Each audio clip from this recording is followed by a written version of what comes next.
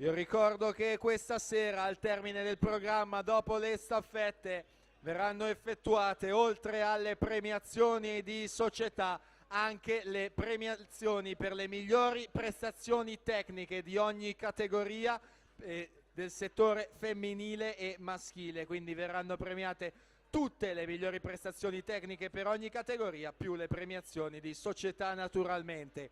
In acqua la quinta serie dei 200 stile libero